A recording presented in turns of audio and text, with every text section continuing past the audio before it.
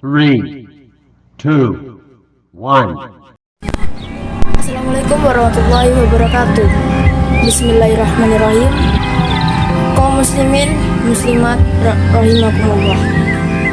Marilah kita tidak berhenti-hentinya memanjatkan puji syukur kepada Allah, karena dengan nikmatnya Allah masih memberikan kita kesempatan untuk dapat melihat dan mendengarkan video ceramah saya tentang pentingnya pendidikan untuk generasi masa depan.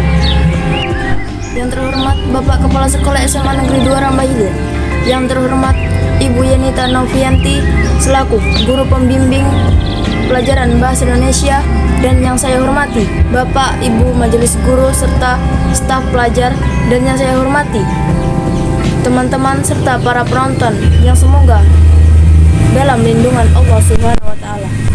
Baiklah, langsung saja kita mulai ceramah singkat tentang pentingnya pendidikan untuk generasi masa depan.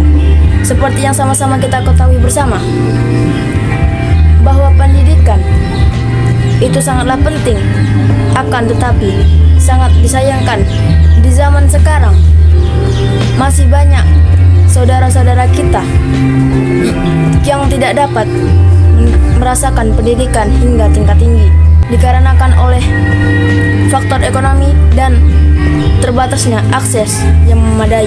Untuk itu, bagi kita yang mudah mendapatkan pendidikan, manfaatkanlah dengan sebaik mungkin. Dan jangan sampai kita terpaku belajar hanya lewat pendidikan formal. Lantaran pada saat ini banyak sekali saluran yang bisa dimanfaatkan untuk mencari ilmu. Perkayalah diri dengan ilmu pengetahuan, dengan pendidikan, agar kita bisa terlibat dalam kemajuan bangsa Indonesia. Selama ini kita berlomba-lomba di bidang ekonomi, teknologi, atau keamanan dengan negara-negara lain. Saya tidak akan katakan bahwa persaingan tersebut buruk, namun kadang kita melupakan satu bidang yang sebenarnya lebih penting, yaitu pendidikan.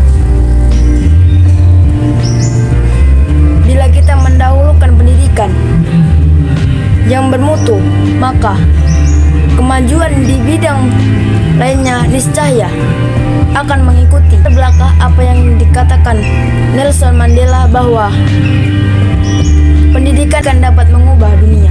Seorang tokoh pendidikan di Indonesia yang legendaris, Ki Hajar Dewantara, pernah menyebut jika pendidikan berasal dari 3 aspek penting, yaitu lingkungan keluarga, lingkungan sekolah, dan lingkungan masyarakat.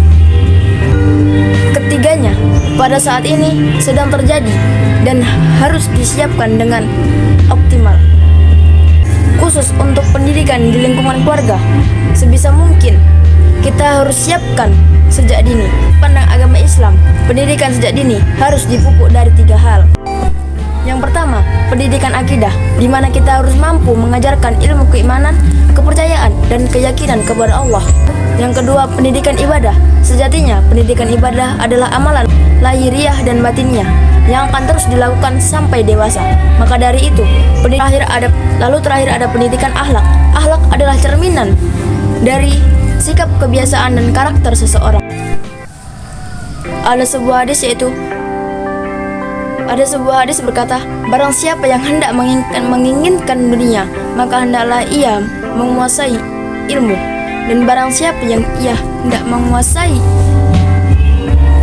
siapa menginginkan akhirat, hendaklah ia menguasai ilmu.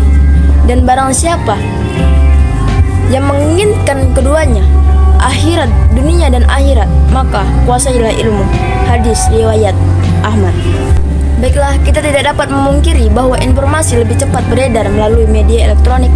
Namun, alangkah baiknya jika kita lebih tegas pada diri sendiri, memantau hal-hal penting yang ada di ponsel.